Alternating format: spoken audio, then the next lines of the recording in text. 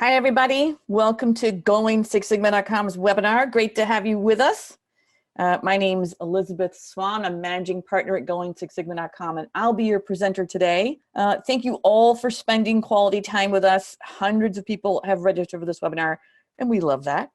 Lean and Six Sigma are the go-to improvement methods used in leading organizations all over the world to drive operational excellence, delight customers, achieve their missions, and build problem-solving cultures. And every month we craft webinars just for you, our global learner community, webinars that simplify process improvement concepts and tools so you can apply them more easily and get results. Today's webinar is Introduction to Process Management.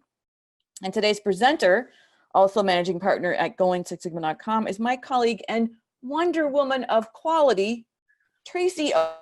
A little background on Tracy. She's co-host of the Just in Time Cafe podcast. She's co-author of the Problem Solver Toolkit.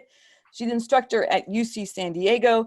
She's a master black belt, consultant, coach, and trainer. She began her career at GE, and for over 20 years, she's helped leading organizations like Motorola, BP, Cisco, the state of Washington, and a lot of others to successfully apply Lean Six Sigma to achieve their goals. Tracy lives in San Diego with her husband and two boys. She's a biker, a hiker, a snowboarder, and little known fact, Halloween is Tracy's favorite holiday in the world.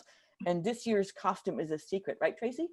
Well, it's not a secret. I just haven't decided what I'm going to be just yet because I have so many choices. I bow to your Halloween costume trove. I think you have probably over 100 at this point. And I'll share a quick pet peeve. Yeah. Pet peeve is I love Halloween so much, but I can't stand it when somebody goes, only this many days till Christmas, and I want to kill them. Because it's Halloween. It's all about Halloween. They're So let's give these guys a few housekeeping tips.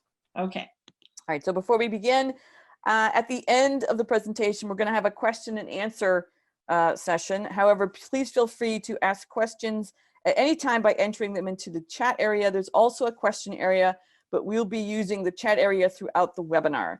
We welcome you to participate. So Tracy will also ask you to vote in some polls. If we don't get to answer your questions during the webinar, all the answers will get posted in our Go-Getter membership forum. A copy of the slides, I repeat, a copy of the slides will also be available on our website. These webinars and the slides are available for free for introductory level like this webinar, and exclusive for Go-Getter members for the intermediate or the advanced or the leadership webinars. So let's get into our first activity, which is sharing where you guys are from. You've registered from all over the world, so we want to know where you are right now. So go ahead and type in the chat section where you're joining us from today. And I'm looking and I see Mike in Richmond. I see Bettina from the Ivory Coast, Wow. Oscar from Sao Paulo, Brazil, Tracy from Jamaica. We've got Laura in Colorado Springs, Colorado, Melissa in California, and I gotta figure out how to say it, Snoqualmie, Washington, that's Caroline. That's a good one. Victoria, Australia, Rachel, hello, Rachel. It's great for you to join us. Hi, Rachel. Hi, Rachel. We've got Pam in Fort Worth, Jareen in Lathrop, Ram in Fenton, Michigan, and Monica from Tijuana. Tracy, we got a really nice group today. Awesome. Welcome, everybody. And thank you for that warm introduction, Elizabeth. Absolutely. So as Elizabeth said earlier, we've been with GoLean6Sigma.com since its inception, and we have founded GoLean6Sigma.com with a clear purpose. We want to revolutionize the way people learn process improvement, making it easy for everyone everywhere to build their problem-solving muscles. We don't want it to be confusing. We don't want it to be complicated. We are not here to show you how smart we are and nobody understands what you're saying. That's not it at all. And we have three core values. We want to cultivate community and create a positive space where people can learn from each other and connect. We have a servant's heart, so we're here to be of service to you. That's why we provide these free webinars, because we really want to help people learn and globalize that where possible. And finally, we have a trailblazing spirit. We want to have the courage to challenge and inspire each other to create a constant state of awesomeness, especially with process improvement. So that's our trailblazing spirit value as well. And thankfully, lots of organizations agree with our philosophy because we're approachable. We want to be approachable. We want to be friendly. We want it to be easy for people to learn. So thank you for joining us. And today we're going to be talking about a topic that I believe is very relevant, but an underutilized concept, the overarching process management, the big umbrella of where process improvement lies, but it's just one component. Here are some of the learning objectives that we have for today's session. And so ultimately you'll be able to define what process management is and figure out why it's so important. And the nature of a value stream, that's an important thing that we're going to be talking about. And also the key building blocks of process management. So those are the pieces that we're going to be talking about. And here's our agenda. What is it? Why is it important? What is a value stream? And then we're going to be spending most of our time with these building blocks for process management. So I think some people say, well, what is it and what do I need it for? So let me ask you a question. How many of you have heard some of these things said in your organization? Is this the most important process to work on? Or maybe you've even said this yourself.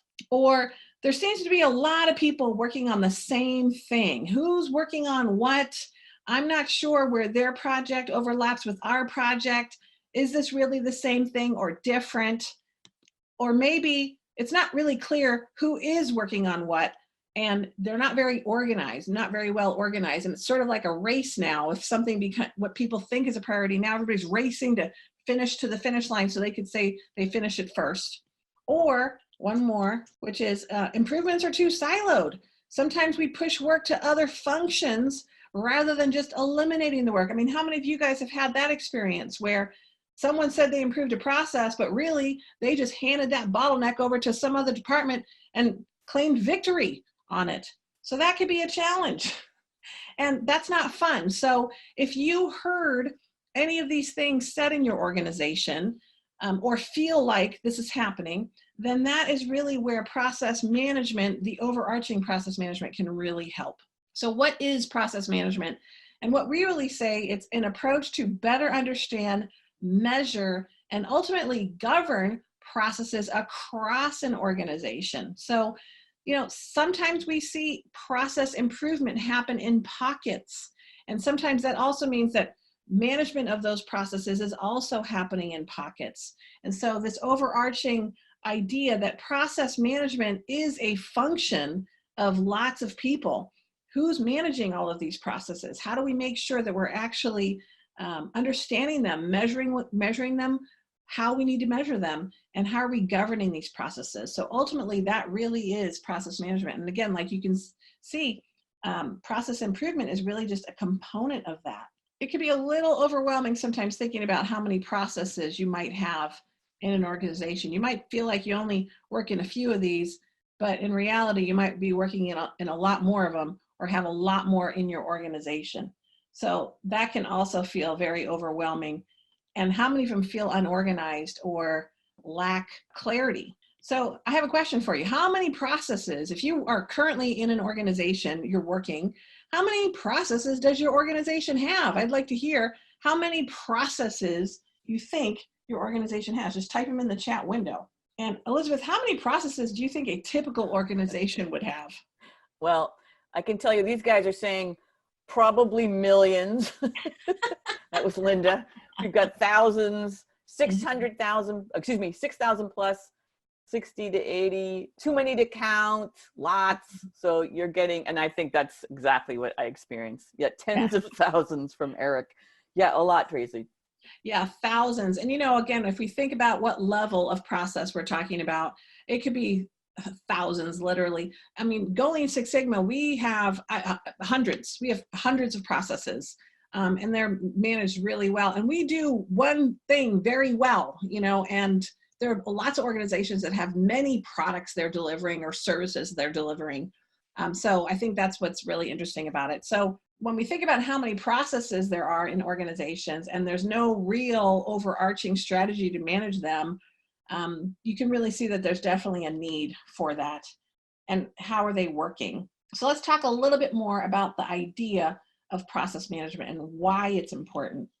So one reason why it's important is because it can be very difficult to do, actually. We manage people in departments vertically. You know, we have your department and you have your department manager overseeing that department. And we manage people vertically. We have departments full of staff. And typically we organize people by function and we manage people by function. So what is a symptom when we manage people by function? What is a symptom of doing that? Often people say, well, we have silos, right?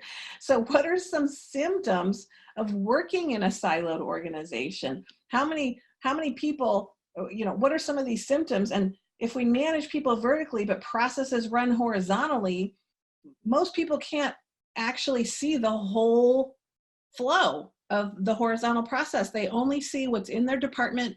They only have visibility into, you know, where they're involved. That makes a lot of sense. Most people can't see the entire, what we call value stream or core, you know, high level process. We'll talk about a value stream in just a minute. But we're used to seeing processes where we sit. And the sad part is the horizontal flow is really what customers feel, and making this more visible and focusing on the flow to the customer is, you know, that really delivers value. That's what's critical. So process management is one of the first steps to making that horizontal flow visible. So what is the risk of improving processes only within silos? So enter some of your comments in the chat window. What do you think is the risky part? If you improve processes only within your silo, within your function in your department, you don't see the whole picture of the process. What's the risk of doing that? Just type some thoughts in the chat window. So Celios is saying sub-optimization. We've got inefficiencies, unintended consequences. That's Carolyn. Departments only do what's best for them instead of the organization. So you get this, you know, maybe it's not even in line with corporate or overall strategy. Misalignment with other department initiatives. So yeah, you could be at cross purposes. Waste does not get eliminated. Like you said, it could be just pushing it off to another. You could be in reinventing the wheel. That's Caroline. Sharon said duplication. Linda's saying it could have a negative impact on other processes. Mm-hmm. Yeah, so some of these are popping up again. Andrea said sprawl. Those sound familiar, right? Yeah, you guys, this is great. It sounds like you're speaking from experience, right? The risk of improving processes only within silos, definitely, you know, that can be problematic. Often, you know, just like you guys have said, that's the biggest one I see is we sub-optimize the process. We make changes in our department, and that is natural. You know, often it's not people, you know, want to necessarily make it horrible for others downstream, but it's mostly inadvertent that they're just trying. It's only natural for us to focus on the piece that we work in and try to make that better. But then that sometimes means we sub-optimize the whole process. It doesn't necessarily mean it's better for the customer if we just move a bottleneck to somebody else, as Bettina has said. So ultimately, we really want to make sure measuring improvement from the customer impact can really make sure that we're focusing on the right things too. So ultimately, this happens a lot. We improve processes within our silos, but we don't necessarily have a view of the whole process. And that's where process management can help a great deal. And process management can help you. Here's some of these deliverables for process management. So ultimately, some of the things that are delivered are you have a better understanding of the key value streams and the core processes of an organization. You have a better understanding of customer stakeholder requirements. You have measures that measure effectiveness, right? So it's, you know, how effective are we from the customer perspective or stakeholders? And ideally, you've got targeted process improvements, and they are well organized in terms of why we're doing it, who's working on it, and those kinds of logistical pieces. And so how do you get started? So hopefully this helps a little bit with this sort of amorphous process management term. These are some of the things we're really working towards. And this is, again, a framework or a structure to help organizations get their arms around what are our processes. So again, here's some of the key questions that typically get answered if you're doing some high-level process management work. So some of them are, what are our key processes and what outputs do they deliver? I know that sounds crazy, like how simple is that? But surprisingly, you'd be really surprised. People don't necessarily know, especially if they are not, listening to the customer, or they're not in touch with the customer. So what's the core process? What outputs do they deliver? And who are the customers and stakeholders of each process? And what do they care about? And how do we measure what they care about? And what are we doing about processes that don't meet customer requirements? So really, these seem like really simple questions, but how many people can answer these? That's the other thing is, oh yeah, these are no-brainers. Really? Are they? And you'd be surprised. And I did help an organization with these questions, and the person at the head of the organization, he was the top, he said, I don't really know what our core processes are. We need help. It was an administrative function in a government setting, a government in that sector. And they did not have a lot of clarity about what their core processes were. They were sort of this agency that they just picked up all kinds of stuff, and they weren't even really sure if they were supposed to be doing it. So there was a lot of help that they got from doing this kind of work.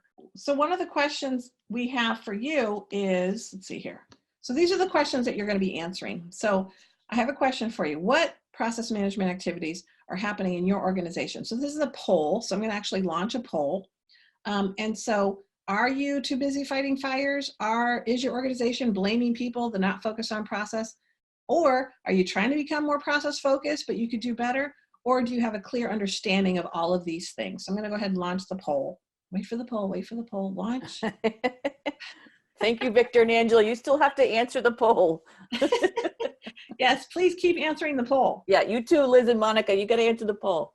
Let's see what people have to say. I'm very curious to know how people are doing with some of these. And again, like I said, they sound like really basic questions, but many people in organizations, they may not necessarily be able to answer them very clearly. Or if you ask around, people have different ideas of what it is. Yeah, I think people get focused on getting their job done. I mean, it might be fighting fires, but it's often kind of this head down, I've got to get things from, unfinished to finished, and I've got to hit my numbers. So it's very hard to lift your head up to see what's going on around you. And you might even be, inadvertently trying to perfect your area, your process, your job that, as everyone pointed out, could be misaligned with another department or duplication of effort, some sub-optimization, as everyone described. But that's what I see. Yes, thank you, Elizabeth. I'm going to go ahead and end the poll, and let's see what we came up with. Yeah, so majority is almost 50%, 55%. We're trying to become more process focused, but we could do better, which is a good attitude. We could always do better. Next up, we're too busy fighting fires, 24, about a quarter of the group, and 20%. So we blame people instead of focus on process, which is, I'm glad that's only at 20%. And then only 1% said we have a clear understanding of our processes, customers, stakeholders, and measures. So it's a good thing they joined your webinar, Tracy. Well, that is very telling. And, I could really definitely see the too busy fighting fires. People are so busy. It just seems like people have so much on their plates on the different organizations that we visit. And I'm sorry to hear about the blaming people. And, that tells me that, again, not very process focused. As you guys know, we're focused on the finger, the pointing of the finger. And that's unfortunate. And hopefully culture can change at some point. So thank you for sharing. That's really helpful to know. So ultimately, these are really the steps that we want organizations to do for process management. Now, process management, it does seem a bit amorphous. And here's the 6 steps at a high level of some of the activities that you would be doing to start getting the wheel turning on process management, getting people more process focused. Some people start with process improvement, and that's great because, as Elizabeth and I have seen, sometimes people just really need to see that process improvement works before they even want to invest any time and energy in trying to make process improvement happen, believe it or not. We always are looking for, believe it or not, there are some organizations, they still have never done process improvement, and they still want to see if it works in their organization. So they need proof of concept. And so these steps for process management, they can be this could be a great first step as well, to just start getting people to see what those processes are. So these are the steps, and we're going to walk through each of these steps briefly just to give you an idea of some of the activities that are going to be happening and to mobilize people around doing some of this work. So the first one is you want to identify value streams and core processes. So what's a value stream? So we already talked about that. We did a webinar called Value Stream Mapping, and we talked about value streams in that webinar. But really, a value stream is a macro level end-to-end core process from the start of a product or service to customer delivery. So it's typically the reason why customers come to you. So they are coming to buy your product or your service, and it's the core value stream. It's the stream of work that actually provides value to the customer. The example I like to use is Shea Homes. They're a local builder here in San Diego, and they're in many places in the country. And what do? Their core value stream is building homes. So if I had to identify what that value stream was, it's buy land, design home, build home, sell home, service home. That's their core value stream, the main thing that they do that customers go to them for. Some organizations have only one value stream, and some organizations have multiple value streams. So Shea Homes, I believe, still has a mortgage arm, and so that's another value stream that they're providing. They're providing mortgages, and that value stream looks completely different. So that's an example, but ultimately, identifying what those value streams and core processes are is the first step of process management. I'm going to give you an example of a customer we had. So this is an agency in King County called Finance and Business Operations Division, also known as FBOD. They are the financial and accounting arm for King County, right? So they have certain processes and steps that they do. This is their org chart, right? So again, this is what we are used to seeing in organizations, the vertical view of a company, or here's all the departments and their functions. And do you see a process in here? Well, some of them are pretty easy to notate that there is a process. Obviously, payroll, if you work in payroll, that's probably the payroll process. But ultimately, these are organized by function. So what they tried to do was they said, you know what, let's organize our entire company by value stream. So this is what they came up with. They actually have 7 value streams, and every single employee works in one of these value streams. And this really, they did this with the leaders, and this started the way they looked at their business. It started to transform the way they looked at it. So instead of looking at everybody by departments and functions, they really started, really thinking through their company by value stream. So procure to pay. And it's not as important to identify and know what these are. Procure to pay, if you're many of you are familiar with procure to pay, you need to buy something from someone and then you need to pay them for it. That's procure to pay. And this is what that high level value stream looks like. So they also, like I said, are the accounting arm and financial arm, but they did have some HR responsibilities. They called it hire to retire. That's their value stream. They also assess to collect at the bottom, number 7. So they assess property and record tax. They collect taxes and make those deposits, and then they have a balance and distribute. So again, these are their 7 value streams, and they really started looking at the work a lot different. Here's the thing that was most surprising to them when they did their value streams is they identified that they don't own the whole value stream. So it's shared by other agencies, which is interesting because that makes it hard to manage. It makes it hard to manage a value stream when you have different people owning different parts of the organization. So that was a big learning for them. And if you make org chart changes that can affect the value stream, if you don't keep the value streams in mind as you make organizational changes, you can really break up a value stream. You can put it in different buildings and floors, and sometimes, or if you're offshoring, sometimes that will happen, but it just makes it more complicated to manage a value stream. The more you break it up, the more that there's different ownership in different places with different functions. So ultimately, the result ends up being that you could have confusion with roles and responsibilities, lack of clarity. So this was really helpful as a start to really start to identify what value streams people are working in. It was very helpful for not only executives, but frontline employees.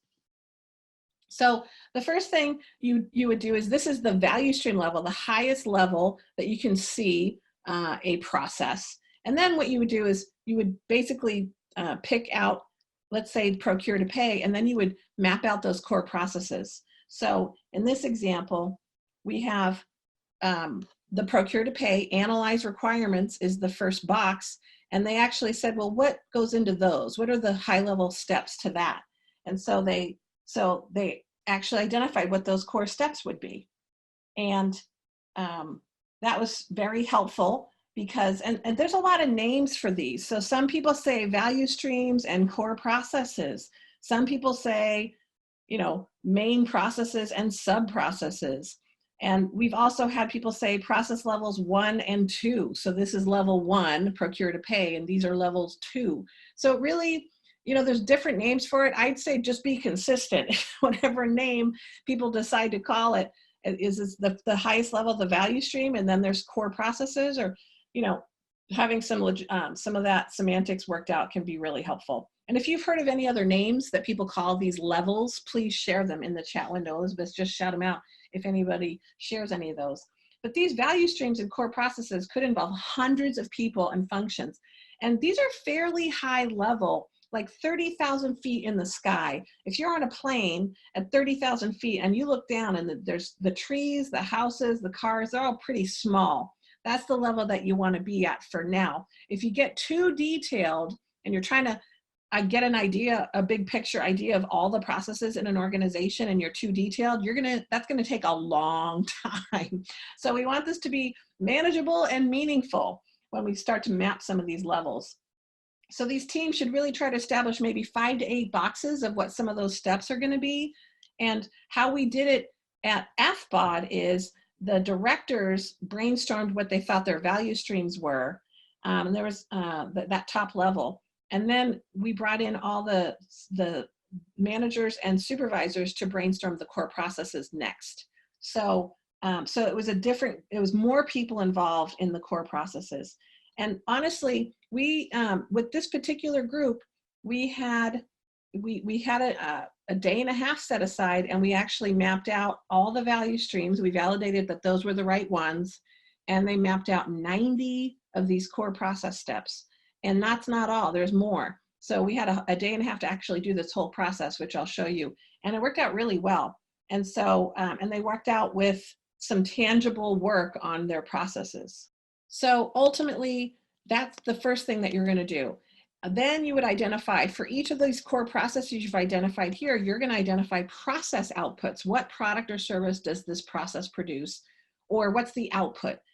So that's ultimately some of the work that you're doing. So as you map out these core processes, then the groups are doing a little bit more detail around, okay, so what's coming out of this process? And so this is an example of what that output would look like. So you could see that here are the core processes on the left, and then we've got some columns, the deliverable or the output coming out of the process. So again, this is people that are in the process at the supervisory level that are saying, well, here's the process and here's what's coming out of it. So that's really what you're identifying. And then once you do that, guess what the next step is? You're filling out columns 2 and 3 for each of these processes. So you would identify your customers and stakeholders out of this process. And so before we do this, so this can sometimes get a little hard for people because sometimes we don't really know who the customer is, surprisingly. So we have a couple of definitions that are just important to review. And ultimately, I won't spend a lot of time on this now, but it's something you definitely want to spend time with. So customers, we define customers as the recipient of the product or the service from coming out of the process. A stakeholder does not receive the product or service, but they have a vested interest in how that process is performing. And then there's process partners. These people are working together, groups that work together to deliver something to the final product, the final customer, the recipient of the product or service. So this is, if you're in private sector, often it's very easy to identify, oh yeah, we know who our customers is. Who has problems with that? It's not always easy in other sectors. You know, government, in private sector, customers are paying for the product or the service So it's pretty easy to know who they are. In government, it's not always the customer that's paying. Sometimes it's a different service paying. It's, you have a payer and then you have a user. And so who are we serving? So I've heard a lot of robust discussions around who customers are of the process, who the stakeholders are of the process. And that's really important to think through. And then the other thing is that sometimes we want to do this by process. And the reason why is because you could be a customer of one process, but a stakeholder in another process. And so people forget sometimes their role. Yeah, I'm a customer. Oh, no, I'm a stakeholder in this process. So that's also an important aha that people have had on some of these. So again, what you're doing when you do that is you're filling out this next column. And this is requiring some discussion of who the customer is and who the stakeholder is. You'll notice we've got two core processes. We've got our customers here and then stakeholders here, and they are different groups. And that could be very interesting to identify, and we'll talk about why that is in just a moment. So ultimately, you're going to identify who the customers are. Then the last column is identifying requirements. So these are some examples of requirements. These are just categories, if you will, cues, sometimes people call them. So what's important, so again, by process, we identify what's the output, who is it going to, and what do they care about. So these are all examples of what requirements are. But again, they're very high level and they're not very measurable in this form. And so the goal is to try to make them a little more specific and measurable by process. So I'll give you an example. So we did this with another group. They did 110 of these core processes. And I'd say probably 87 of them had a cycle time requirement. How fast, fast, or, yeah, we need it in a certain period of time. But we had to define that. We couldn't just say, oh, speed. That's not very specific. But for this particular process, they want this output in 24 hours, or they want this output in 5 days. Those are the things that we really want to get to. We want to be really specific about what the requirements are that customers want. And we use something called a customer translation matrix. It's a template that is available on our website, but it's really just saying, really stick with trying to figure out what the customer wants.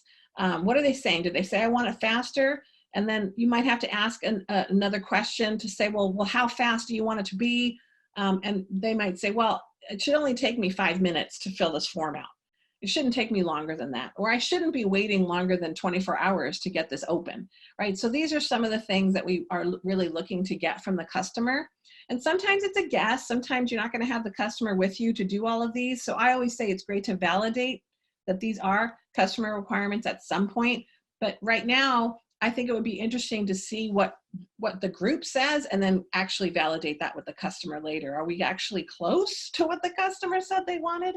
So that could be really helpful. So here's another example of the customer translation matrix. And what I really look for when I look at these, when people use these, is simply, I'm really looking for values, numerical values on the far right, customer requirements. Is it measurable? So if they say, well, they want it fast, that doesn't tell me that they have actually spent time coming up with something that's a measurable target. So in this case, we're saying lunch order delivery in 20 minutes or less, 16 minutes or less for salads and soups. So those are very specific things. You can actually clock that and say, did we meet that requirement or not? So this is much better than just saying they want it fast. They want it as soon as possible. Well, what does that mean? So we want to definitely have measurable numbers in there of some kind. And we want to be able to select them meaningfully. What we're finding these days is there are lots of organizations. They have a lot of data now. It used to be, well, longer than I want to admit that I've been doing this. But, for the first, I'd say 10 years, people just didn't have enough data. Now, everybody has too much data. They're like, we measure everything. And they really don't know what to do with all of this data. So ultimately, you really do want to brainstorm all of these measures that customers care about and stakeholders. But, again, now you have to say, what's meaningful? What do we need to really be measuring in terms of the customer experience? Because if you measure everything and everything matters, that means what? That nothing matters. So we don't want to do that. We want to make sure that we are managing and selecting meaningful measures. So in a nutshell, here's what that looks like. This is the tangible product of process management. So this is getting down to, you've identified your value streams, you've identified your core processes, you've identified your outputs, your customers and stakeholders by process, and what those customers and stakeholders require by process. So that could be really helpful. And again, it sounds like a lot of work, and it is, but if you get the right people in the room, it can actually be done fairly quickly. Like I said, we were able to do steps 1 through 4 within a day and a half, and they did 90 core processes. So they had 7 value streams and a total of 90 core processes. We divided 30 people up into 6 groups because that's the value streams they worked in, and they worked through all the core processes relatively quickly. So they were really happy with what they walked out of that room with, and they were very happy with the time invested. So, and again, what do you do with this stuff now? So now all the functions have their horizontal process views. They have it documented by value stream and core process. They can bring these back. They can start making these processes more visible. We had a lot of people, they would hang these right on their huddle board, and they would post them. And if they talked about any of these processes at their huddles, they would reference these core processes when discussing any process issues or changes. And I know it doesn't sound like a big deal, but when you have people starting to point at the process step instead of each other, that is huge. So now you have actually moved from pointing at people to focusing on the process physically. It really makes a huge difference. When you've got a tool like that in front of people, they start using it, they start pointing at the process, not at each other. So that can help in itself. So that is a lot of the work that you can get done right away. And again, it's a lot of work, and if you've got the right planning down, you can actually make some solid improvements already with how people communicate, how people understand the processes of an organization. And now we move into, now we can plan for improvement. And again, planning for improvement is really, thinking through, okay, now that we have these identified, which ones do we really need to focus on? So that's really when we get to step 5, which is planning improvement efforts. So often you would select a value stream, one that is really critical. Maybe it's, for example, procure to pay was the one that they really wanted to focus on. They said, we really need to focus on this. This is painful for customers. There's always complaining. We really need to get this more streamlined. So that was where they spent a lot of time and activity figuring out what they want to do with procure to pay. So what happened was, the next steps typically are that you would select your value stream, and then you would conduct value stream mapping sessions. And so ultimately those are, using this value stream, you can identify who you want to invite, and then you have these high-level leaders participate in walking this value stream, and then they can develop a more current state map and a future state map and a transformation plan. So they actually might develop a map together, and then some ideas of what they want to do in terms of future state, and then they can actually have a plan to figure out what they want to do with that value stream. So it's much more targeted potentially. People have a good understanding of what those value streams are, and then they can walk into these value stream mapping sessions. And for those of you that have been exposed to process improvement, you've probably seen that. You've probably seen people do value stream mapping sessions, and that's where this fits in the idea of process management. It's actually, there's a couple of steps that should happen before that happens. But ultimately, you can start doing these value stream mapping sessions. So ultimately, and the final step is make these processes, metrics, and problems visible. And ultimately, you don't have to really wait. It's not really the 6th step, honestly. This is really just more ongoing. It's, to me, iterative. And if you just start making the process, metrics, and problems more visible, people are going to start to pay attention to some of these, as long as leaders are also doing what they need to do to support these. But ultimately, if you are going to make these more visible, you want to follow the basic principles of visual management, which is keep it simple, keep it big, keep it visible, keep it changeable. And so keeping these principles in mind can be really, really helpful. Just in any of these, making the process visible, making metrics visible, making problems visible. I just have a quick story, same group, making the problem visible. So King County has payroll.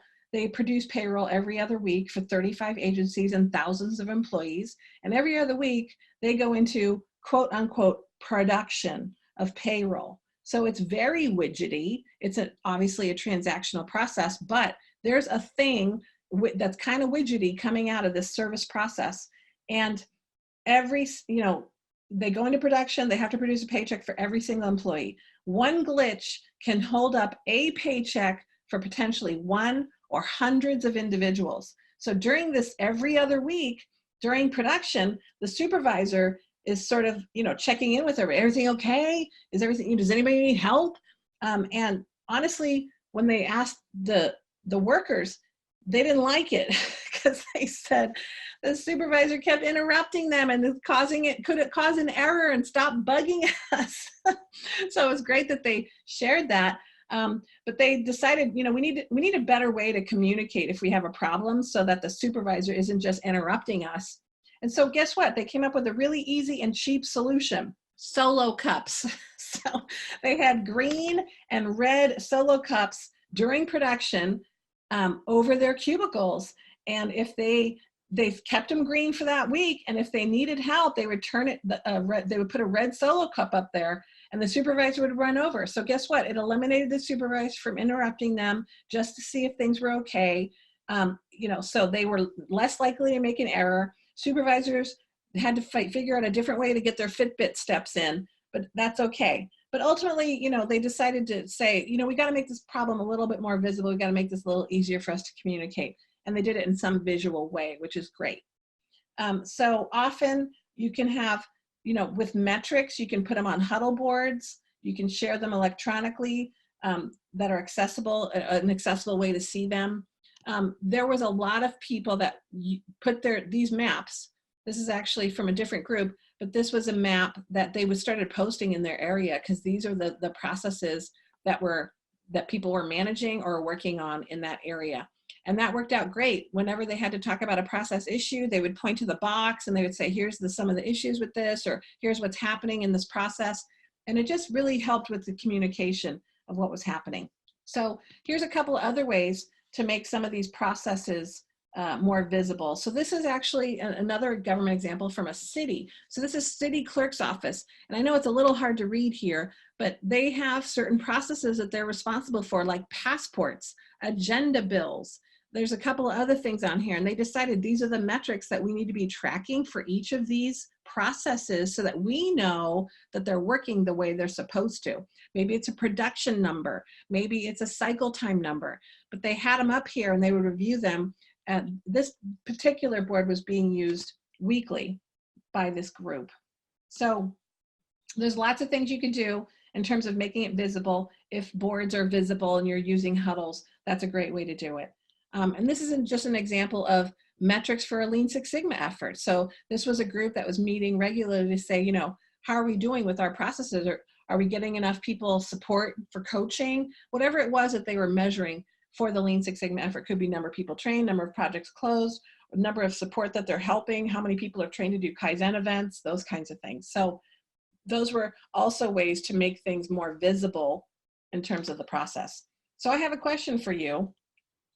And that question is, does your organization make processes, metrics, and problems visible? Let me launch the poll. So I'd love to hear what this is. So this is poll 1. I want to go, no, we don't want to. Poll 2. Poll 1. Share, no, okay, so why is this?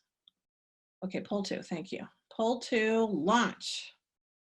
Okay, so in your experience, Elizabeth, does your organization, have you seen organizations make processes, metrics, and problems visible?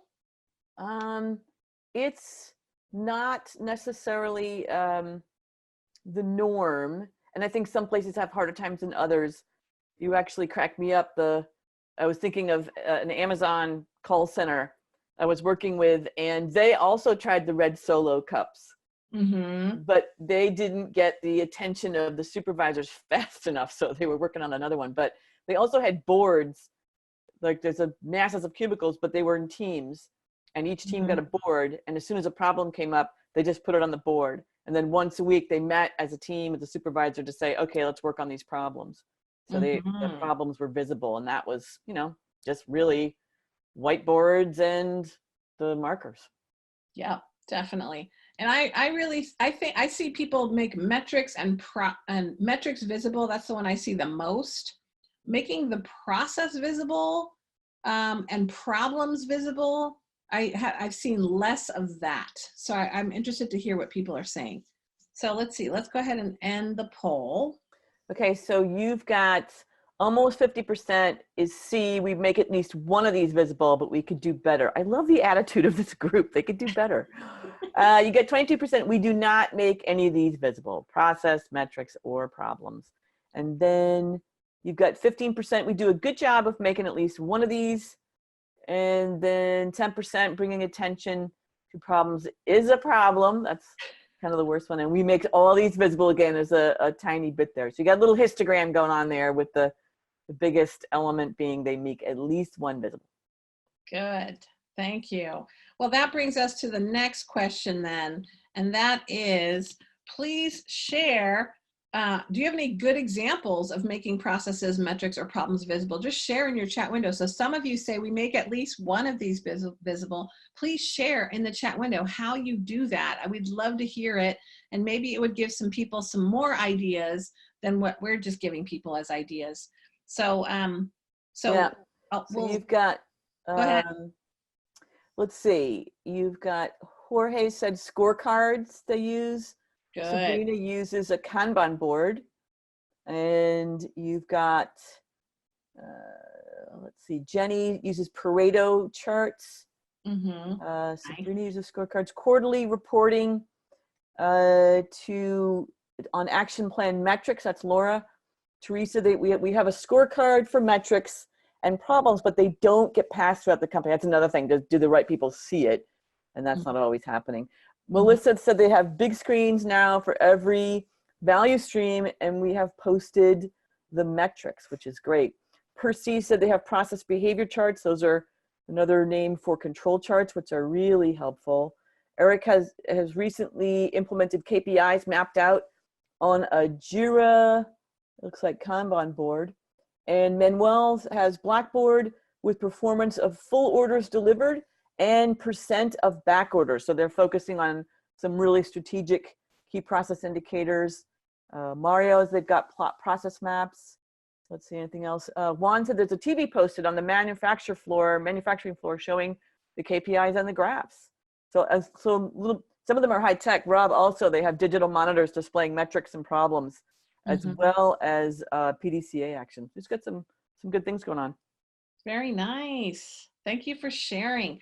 You know, again, some people say, well, why do we make the process visible? In manufacturing, the process typically is visible.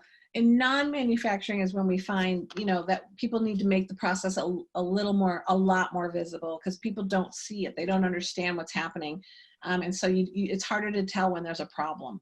So invisible processes, managing invisible processes is hard.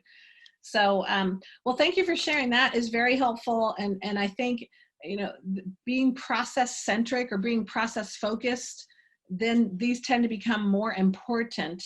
And on this particular webinar, we're learning, right, Elizabeth, that not a lot of organizations are really along that journey with process management, sadly. I mean, thankfully it's the journey, you know, it's process improvement, continuous improvement, but there's always room for opportunity for growth. So again, here's a recap of the steps for process management.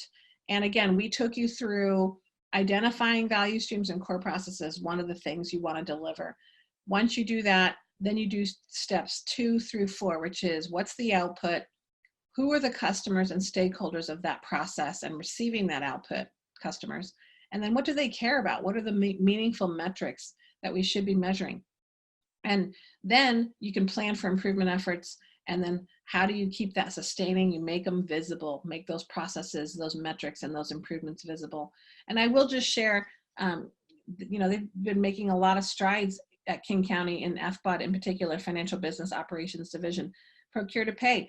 they, you know, they realized as part of this work that they did not measure one of the most important things that customers care about. And that is from the time that they need something, the time they identify that they have to buy something, from the time that they are actually allowed to buy it. And that was a very long period of time. And they really did not know how long it took. So to say, wow, we really don't have that primary measure that customers care about. You know, they really were working hard to try to figure out a way to measure it. And, you know, they had pieces of the process they were measuring, but not the whole process. So that in of itself was an aha for them, because if you're not managing it and you're not measuring it, chances are it might not be very good if people aren't even tracking it. So that's a recap of the steps. It seems like a lot of work, but again, if you've got the right people in the room and you can get some organization around using this template as an example and walking people through the template, you can get a lot of this stuff at least documented and done, steps 1 through 4. So that would be your call to action. Download this dang template.